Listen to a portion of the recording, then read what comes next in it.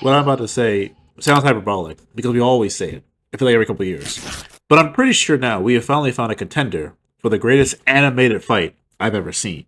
And I've said for years that for the last 5 or so years, whenever Demon Slayer Season 2, Episode 10 came out, which showcased Kutaro versus Uzui and the gang, along with Donkey, What? fighting in the entertainment district.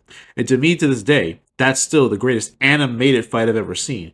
But today, Saturday, March 22nd, we might have a contender in Solo Leveling, Episode 12, Season 2.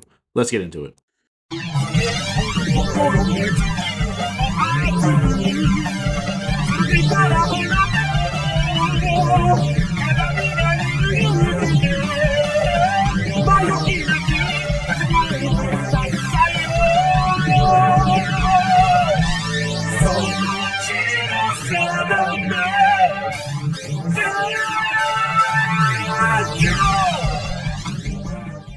As you guys know, I am the old weeb, and as part of being a part of the old society of anime nerds, I've seen quite a bit of fights in my time, and some of the fights are quite legendary, and I say the phrase greatest animated fight I've ever seen without, out of my ass. I say this with history of like Goku versus Vegeta, Gar versus Lee, Naruto versus Sasuke, Luffy versus Lucci, Ichigo versus Aizen, Simon versus Anti-Spyro, Jotaro versus Dio, Shinra versus Sho, Baki versus Yujiro, and Yusuke versus Toguro. I have seen quite, and I mean quite a lot of iconic and legendary fights in anime. And there's, of course, moments that go in terms of scaling when it comes to the importance of those fights.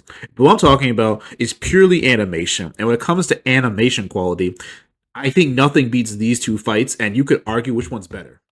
Now, the thing about the Demon Slayer trio with Uzui fighting Kutaro and Daki is at the point of this time in the series, we had kind of just seen Rengoku die, and it was, what's this battle going to cost? And while watching this, I was like, okay, is there a chance that we're going to lose another Hashira in relation to them fighting this clearly upper moon? And at a certain point, I lost the ability to think about what is happening in relation to the story and started just being caught in awe of the sheer quality of animation. Like, the fact that we went to musical notes as a means of defense and showcasing sound breathing at its highest quality, being that he could just turn any attack into a song, I'm over here like, oh, that's cool as shit. We just, like, how is he going to do this? And then we started getting more and more excited throughout the course of this fight. And the thing about it is that Mr. Flashy himself, Uzui, is finally showcasing why he's Mr. Flashy. And then we get to one of my favorite scenes in the fight where they are clashing straight up DBZ style. And we can just hear the kind of guttural sounds that come from somebody who's fighting for their lives. Let's play it real quick.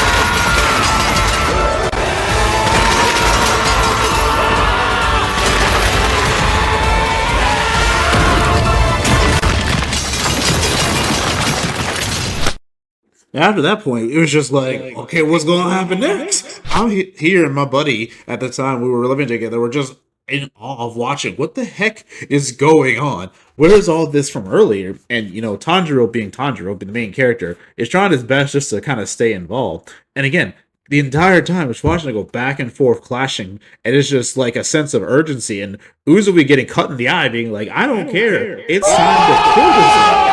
Tanjiro trying his best to form the assist because he's still not, overpowered at this point as an MC. And he's doing his damnness, just trying to keep up. And just the back and forth, along with the animation, it's such a visceral feeling. Because, again, this time in Demon Slayer, it showed that what it took to beat Upper Moon. Tanjiro couldn't beat it by himself in Season 1. Rengoku died as a result of fighting an Upper 3 in the Mugen Train. And now we have number 6. In terms of scaling, we just not seen Tanjiro been able to do the job by himself or really finish off any of these demons. And then finally, is his time to shine, but he finally can show him that he's the main character. especially with a homage to a legendary moment.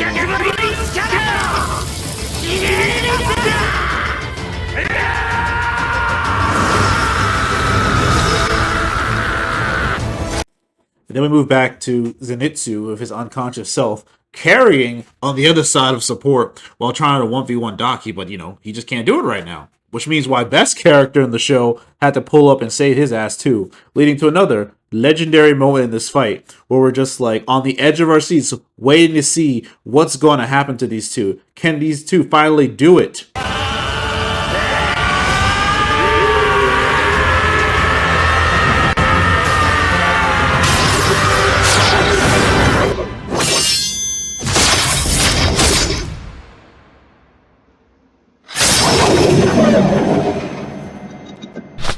Now let's move into Solo Leveling Season 2.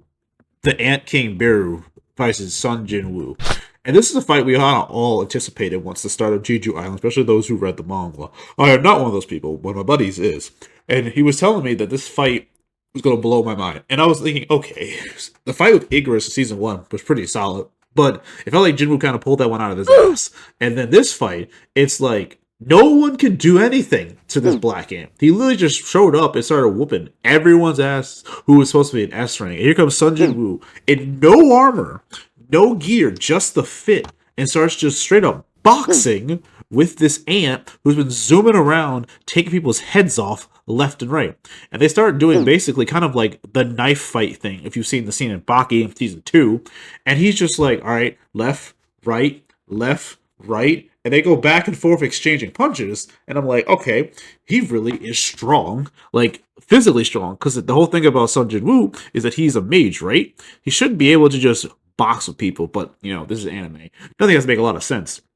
But what's crazy is that for the first time we've seen this ant, he actually started showing some kind of like fear and anxiety. I mean, Sun Jinwoo said himself, my senses have got so good, I can actually feel his anxiety.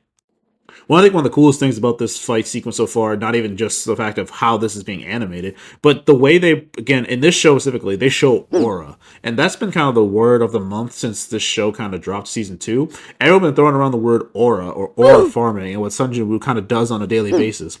But the back and forth of this fight, for a second there, I would say I had legitimate concern, especially when he had him with the sneak attack tongue move that poisoned him. But I'm like, okay, poison shouldn't affect him. He's got the whole detox ability. And I'll give credit. They built up suspension with me watching that, being like, where's his whole, yeah, he can't poison me? The whole thing happened when he fought Tusk not too long ago.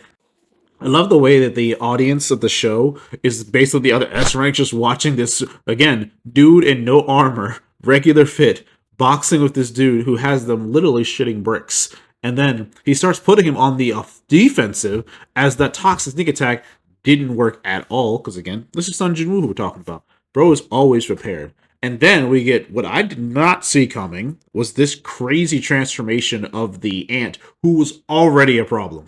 And like most people in this show, he starts aura farming as well. Like the way the Demon King Baru fought not too long ago, when he was aura farming. Now the Baru is aura farming. This is just aura farming the show. And it's like, okay, maybe this is going to make Sun Jinwoo actually work. But then he just pulls out the daggers from the last boss he fought and was like, alright, bet. Now this part of the fight is where I really started like sitting back in all of the animation with the way they're showing the lightning, the aura, and incorporating that in relation to the fight. These characters are moving so fast and so ridiculously that Sun Jinwoo's doing dance moves, they're doing flips, there's slashes back and forth. The red and blue look really well in terms of this fight, while the S-rank hunters on the side are just doing their best to keep up. Bach is literally losing it trying to figure out where the heck they're going, which again, these are all S ranks. These should be the cream of the crop in the show, and they're over here speechless watching this.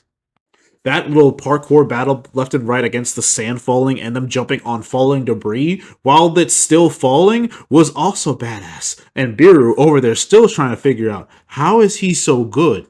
And again, the aura, the light and blues, the back and forth, the explosion of colors. It's just almost orgasmic. And again, this straight up reminded me of that clash with Gyutaro and Uzui, back and forth, them trying them, they're going all out. You could hear it in how they sound while they're fighting, and just the pure ecstasy of watching this animation. Especially when we keep switching from the POVs of both of them, and you see Boru's eyes of pure fear and Sun's eyes of pure determination to kill this thing just to save Cha, who is actively dying, and he can't seem to heal with his equipment and his inventory. And then we had a moment where it looked like Sun Jiwoo was finally going to meet his match, especially with an eyeball gouge. Shout out to Dead Space 2. But it is in that moment where the system was like, no, no, no, I got you. Here's a new skill. Here's an upgraded move. Now go Levi Ackerman on this man. And then at this point, Biro is just kind of like, I can't do this anymore. I can't fight him. Even with regeneration powers, I just can't beat this guy. And it seems like he shouldn't be this fast. He shouldn't be this strong. He's just a human, right? He's gotta be a human. Humans aren't built this way. And Sun Jin-woo was the straight chase down Hall of Fame. Sun Jin-woo can't fly, by the way, but he managed to chase down the flying giant ant and reenact the Levi versus the Beast Titan sequence as he mutilates his man all the way back down to Earth. And the greatness is that this fight's not even over yet. This point, they start going army for army, which I was like, oh no. Yeah, you're not winning a battle when you're just bugs fighting the Shadow Monarch's army, which include an Igris, an Iron, a Tuss, and a Bear. It was just not gonna be. If anything, it was better to be fair in a 1v1. Now, oh, and don't forget, the Dragon, which I forget its name. And now, what are we gonna do? Biru over there just straight in panic mode now, being like, why is he this strong on top of having an army?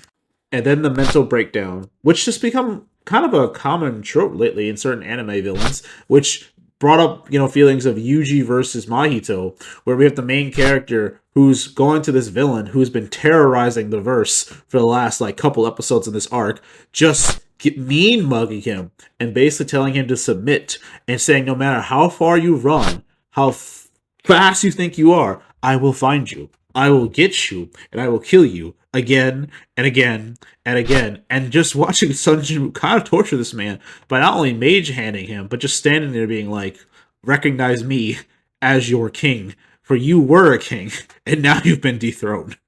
So in relation to this, these two animated fights to me are the greatest ones I've seen up to this day. And knowing that the Demon Slayer movies is on the horizon, who knows? One of these two might get outdone again. And it wouldn't surprise me if Demon Slayer managed to out Demon Slayer itself. But let me know what you guys think in the comments. Don't forget to like, comment, subscribe. Join the Discord. Give you some ideas about what you think is the greatest animated fight you've ever seen. Keyword being animation. That's what we're talking about here. GG's, guys. Stop what you're doing and listen.